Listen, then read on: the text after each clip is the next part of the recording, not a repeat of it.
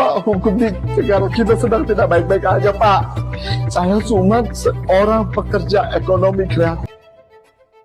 Kalau lu mau mengangkat kasus dalam korupsi pengadaan, maka lu harus bahas sesuatu yang sifatnya lebih dalam. Proses pemilihan penyedianya, HPS-nya, spesifikasi teknisnya, potensi fraud-nya, atau abuse of discretion-nya gitu loh. Nah ini di dokumen nggak ada, malah main di prinsip efisien dan transparan. Apa coba?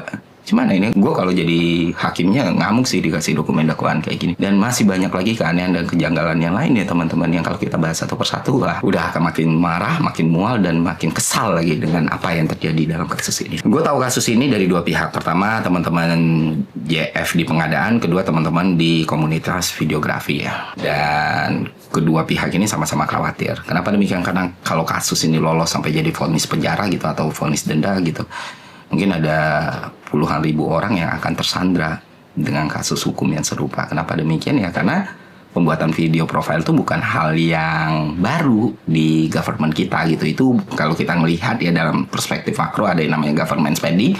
Salah satunya ya kayak gitu, kayak gimana pemerintah ngasih proyek untuk masyarakat bisa kontribusi kan. Nah kalau hal ini dipermasalahin sampai ke level paling konyol kayak gini, ya hukum kita jadi berantakan sekali, ekonomi kita bisa jadi berantakan sekali, dan sentimen publik juga bisa jadi buruk sekali teman-teman. Itulah kenapa gue rasa kita harus ngasih atensi pada kasus ini gitu.